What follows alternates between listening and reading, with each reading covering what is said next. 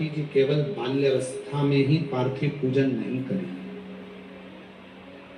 जब माता पार्वती जी का विवाह हो गया, घर में रिद्धि सिद्धि बहुएं आ गई, तब भी माँ पार्वती जी पार्थिव लिंग का पूजन करती है। अब जरा विचार करिएगा, बहुत समझने वाला विषय है।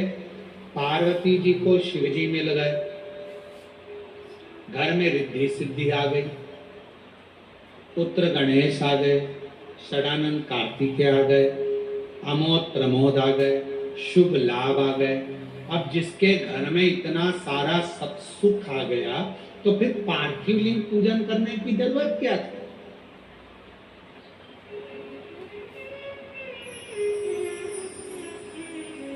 फिर पार्थिव पूजन क्यों, किस लिए? अब तो पार्वती जी को शिव जी मिल गए थे, अब तो पार्वती जी को सब कुछ प्राप्त हो गया था, बेटे भी आ गए, बहू भी आ गई, पोता पोती भी हो गए, सब हो गए, नाती पंथी सब। तो फिर अब पार्थिव पूजन की तो शिव महापुराण की कथा कहती है,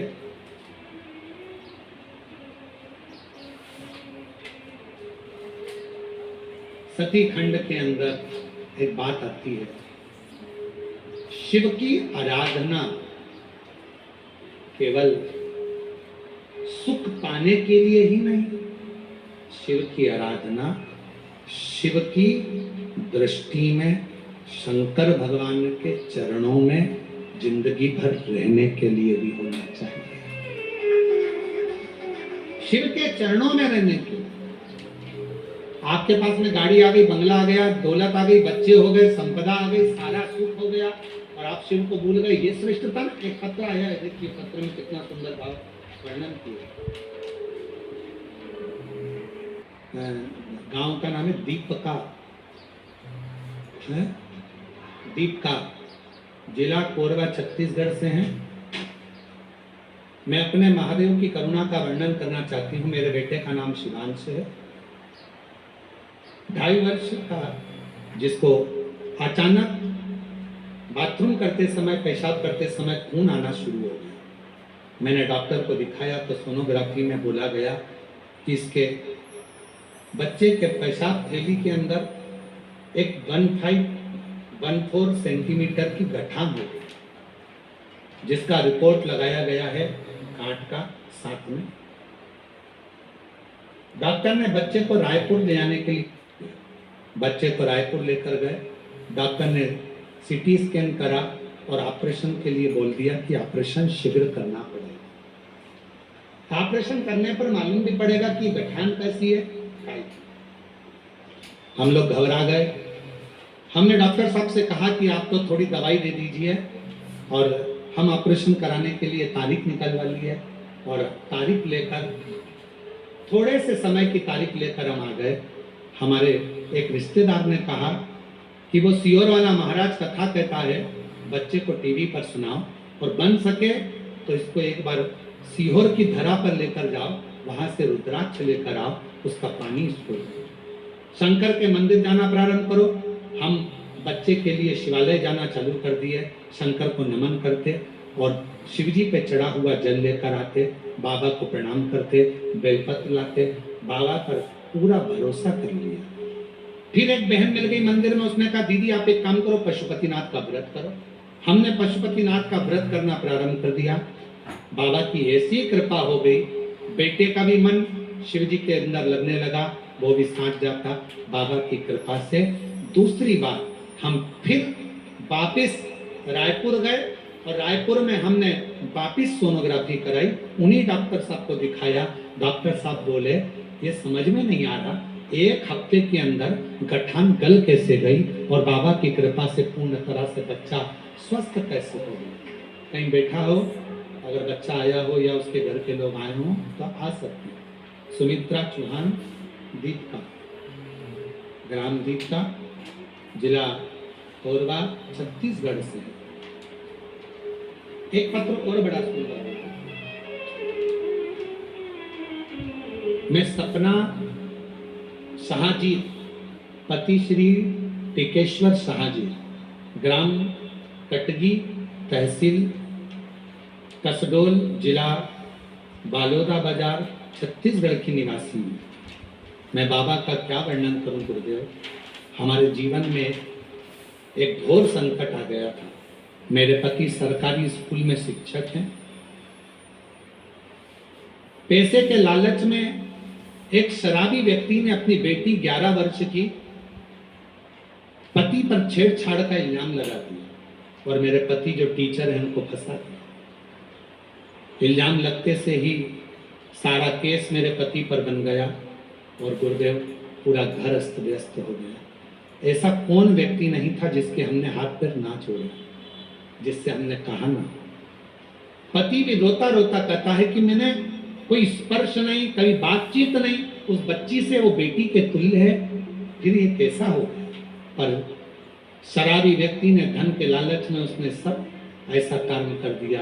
गुरुदेव सब अपशब्द कहते हैं, ताना देते, आड़ा टेढ़ा कहते। एक दिन बैठी बैठी रो रही थी दरवाजे के बाहर। एक बहन जी निकल कर जा रही थी शंकर के मंदिर। शाम को थाली उसके हाथ में थी। मेरे से कहती है, जीजी आप यहाँ बैठी रोती रहती हो, पशुपति व्रत क्यों नहीं करती हो। मैंने पशुपति व्रत किया। कुनकरी मयाली गांव में पंडाल में कथा सुनने का उस स्त्री ने मुझे बोला था, तो मैं पंडाल में कथा सुनने गई। बाबा से विनती करी। सब कह रहे हैं कि लंबा केस चलेगा, नौकरी नहीं मिलेगी और 3-4 साल केस में निकल जाएगा। पर बाबा तू कहता है ना कि कथा के पंडाल में जो मांगा जाए वो मिलता जरूर है। मैं भी कुंकुरी की कथा में हूँ, मयाली आई हूँ। बाबा कृपा करना, मेरे पति की वापिस नौकरी लगा देना, सारा केस निपटा देना। बाबा तुम सत्य को मानते हो ना शिव। सियोर वाला महाराज कहता है सत्यम शिवम सुंदरम होता है, तो मैं सत्य पर जीने वाली हूँ। बाबा तेरा साथ नहीं छोड़ूंगी जिंदगी भर, तो कृपा करना अगली कथा जहाँ होगी मैं वहां पहुंचूंगी। गुरुदेव जिस केस में 3 साल लग जाते हैं, मेरे कुबेर भंडारी ने सिर्फ 3 महीने में ही पति को दोष मुक्त करा दिया और उनकी नौकरी वापिस मिल गई और बाबा की कृपा हो गई। मैं बाबा को प्रणाम करने के लिए आया। शिव शिव है, शंकर शंकर। आप अच्छा कर्म करो, शिव आपका साथ दे।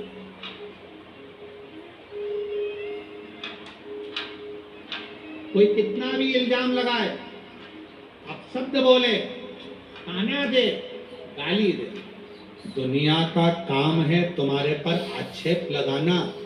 जिसके पास कीचड़ होता है वो कीचड़ ही लगाता है और जिसके पास इत्र होता है वो इत्र ही लगाता है।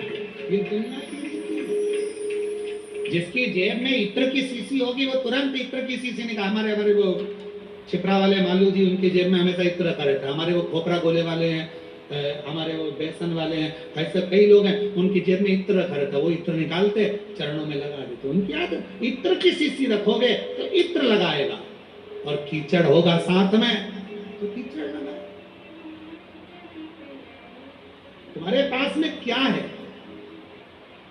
कोई कीचड़ से भरा हुआ व्यक्ति होता है तो दिन भर आक्षेप लगाते रहता है, ये ऐसा वो वैसा, उसने ऐसा कर दिया, उसने कर दिया, उसने ये कर दिया। समझ लेना नगर पालिका की, नगर निगम की कचरे की गाड़ी है।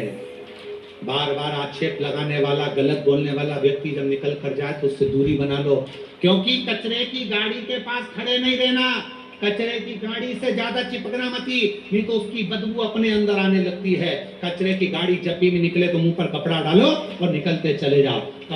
इस कचरे की गाड़ी से ज्यादा मिलाप नहीं करना। क्या करते हो, तुम्हारे यहाँ कचरे की गाड़ी निकलती है तो उसके पास खड़े रहते हो क्या? जम के तो बोलो नहीं। क्या करते हो, कचरे की गाड़ी में बदबू आ रही है, तुरंत मुंह पे कपड़ा लगाओगे, साइड में से निकल जाओगे। हारन भी बजाओगे तो कचरे वाला नहीं हटाएगा, उसको कचरा बीनना है। कचरे की गाड़ी है, उसको मालूम है कचरे की है। तू अलग से निकल, तुझे बचना है। कचरा तेरे अंदर नहीं चिपकना चाहिए, बदबू तेरे अंदर नहीं चिपकना चाहिए, कीचड़ तेरे अंदर नहीं लगना चाहिए। तू बचकर चल। वो तो कचरे की गाड़ी नगर निगम वाले ने बनाई है। उसी तरह संसार में कई लोगों को निंदा करने वालों को भगवान ने कचरे की गाड़ी की तरह पैदा करा है। वो दिन भर बदबू मारते हैं, दिन भर कचरा फैलाते। उनका काम ही कीचड़ उछालना है। उनका पूरा 24 घंटे एक काम रहता है। कोई अच्छा काम कर रहा है उस पर कीचड़ उठा लो। कोई महाराज है अच्छा है, अच्छा काम कर रहा है, सनातन को जोड़ने का काम कर रहा है, उस पर कीचड़ उठा। कोई महिला है आगे बढ़ रही है, कोई बच्चा पढ़ने में लगा है, कोई एजुकेशन में लगा है, कोई चिकित्सा में लगा है, कोई अच्छा कार्य कर रहा है, कोई भूखे को भोजन करा रहा है, प्यासे को पानी पिला रहा है, उसके ऊपर कीचड़ उछालो। उसके पास 24 घंटे एक ही काम है, क्योंकि उसे भगवान ने कचरे की गाड़ी की तरह पैदा करा है। कचरे की, उससे बचिए। कचरे की गाड़ी आपके पास में आएगी, आपको दूर हटना, आपको अपनी गाड़ी पीछे खसकाना है। मालूम है बदबू मारेगी, थोड़ा साइड से निकलो, साइड से। महाराज, इस पत्र से सीखने वाला विषय है, उस बहन ने भगवान से कह दिया तू सत्य की रक्षा कर, तुझे जब मानूंगी तू सत्य को जीता दे। और वही सत्य जीता जो केस इतने, ईमानदारी से बोलो, ऐसा केस इतनी जल्दी निपट सकता है क्या? 3 महीने के अंदर वो लिख रही है, 3 महीने में मेरे पति को दोबारा जॉब मिल गई और सारा केस पलट गया, ये शिव की कृपा। और उसने एक लाइन लिखी, सबके हाथ पैर जोड़ लिए, ऐसा कोई व्यक्ति नहीं था जिसके पास नहीं गई हाथ पैर जोड़ने, आखिरी में शिव के पास गई, आखिरी में शंकर के।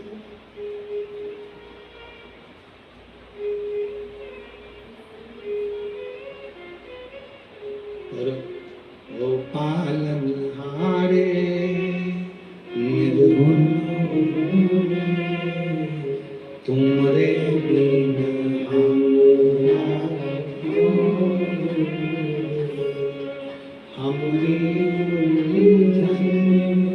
सुलझाओ भगवान, तुमरे बिना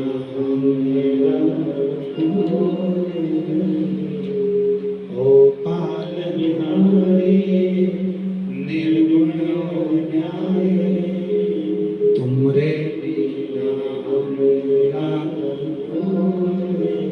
आप उसके अधीन हो। अच्छा मित्र भी गुरु होता है, अच्छा रिश्तेदार भी गुरु होता है। अगर जो सत्संग से जुड़ा हुआ है, जिसके विचार अच्छे हैं, मन शुद्ध है, हृदय शुद्ध है, वो एक गुरु का काम करता है। आपकी कोई बेस्ट फ्रेंड होगी, अच्छी होगी, व्रत साधना पूजन में लगने वाली होगी, तो अच्छा ज्ञान देगी। ऐसा नहीं कि आपको घर तोड़ देगी। पार्वती जी की सहेली ने अच्छा ज्ञान दिया। गुरु और भगवान में बहुत बड़ा अंतर होता है। गुरु और भगवान में बहुत बड़ा अंतर होता है। गुरु तुम्हें मंदिर जाना सिखाता है, गुरु तुम्हारे हाथ में माला पकड़ाता है, गुरु तुम्हें पूजन करने का विधान बताता है, गुरु तुम्हें कथा सुनने में मन लगाने का कहता है, गुरु तुम्हें मंदिर तक भेज देता है। और भगवान क्या करता है? गुरु माला पकड़ाएगा, भगवान माल पकड़ाएगा। समझते हैं ना? जरा बहुत समझदारी का ध्यान देना, शिव पुराण है। गुरु क्या पकड़ाएगा? माला। भगवान क्या पकड़ाएगा? माल। गुरु क्या पकड़ाएगा? मंदिर का द्वारा। मंदिर जाओ, 1 लोटा जल चढ़ाओ। और भगवान क्या पकड़ाएगा? गाड़ी का स्टीयरिंग, गाड़ी, बंगला, जाएगा। गुरु कहाँ पहुंचाएगा? मंदिर के दरवाजे। और भगवान कहाँ पहुंचाएगा? धन दौलत संपदा में। गुरु क्या कहेगा? भक्ति करना। और भगवान क्या कहेगा? भगवान सोचेगा अगर ये भक्ति में लगा रहेगा तो इसको मुझे देते ही रहना पड़ेगा, इसको भक्ति से हटाना जरूरी है। तो भगवान क्या करता है कि तुम्हें माला से हटाकर माल में फंसा देता है। भगवान क्या करता है? मंदिर जाते जाते जब तुम्हारा काम हो जाता है तो मंदिर जाना बंद करवा देता है, तुम्हें व्यस्त करा देता है। फिर भगवान क्या करता है? तुम कथा में मन लगाते रहते हो तो भगवान धीरे धीरे तुम्हारे मन को कथा सुनते सुनते उच्चिष्ट कर देगा। तुमको लगेगा बहुत सालों से सुन रही हूँ, 2 साल हो गए, 4 साल हो गए, अब मन उच्चिष्ट होने लगेगा। तो धीरे धीरे उच्चिष्टता आने लगती है। अर्थात भगवान तुम्हें कथा से दूर करेगा, मंदिर से दूर करेगा, सत्संग से दूर करेगा। क्यों? क्योंकि भगवान को मालूम है अगर ये मेरा भजन करती रहे, भक्ति करती रहेगी, कथा सुनती रहेगी तो मुझे देते रहना पड़ेगा। इसको पहले भक्ति में से हटाऊंगा तो ये देना मुझे बंद करना पड़ेगा। मैं देना कब बंद करूंगा? जब ये भक्ति से मन को हटाए। ये भक्ति से मन को हटाए, मैं देना बंद करूं। और भक्ति से अगर इसका मन हट गया, भजन से मन हट गया, संकीर्तन से मन हट गया तो फिर ये मेरे पास से गया, मेरे पास। और भोले मैं तेरी, इस लाइन को स्मरण करना। पतंग आकाश में है, कब तक है? जब तक डोर आपके हाथ में है। डोर टूटी, पतंग उड़ी, कहीं पेड़ पे फंसी, कहीं छत पर पड़ी, कहीं झाड़े में पड़ी, कहीं नली में, कहीं रोड पे, कहीं गटर में पड़ी। भगवान के हाथ में जब तक हमारी डोर है तब तक हम भगवान के चरणों से बंधे हुए हैं। तो भगवान हम पर ढील भी देगा, ऊपर भी करेगा, नीचे भी लाएगा, संभाल लेगा, उलझने नहीं देगा, कटने नहीं देगा। और छूटे, कट भी गए, टूट भी गए, बेकार हो गए, ना जाने।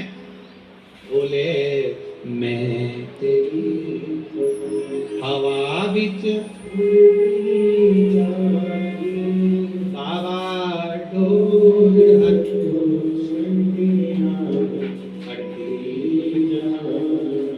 बोले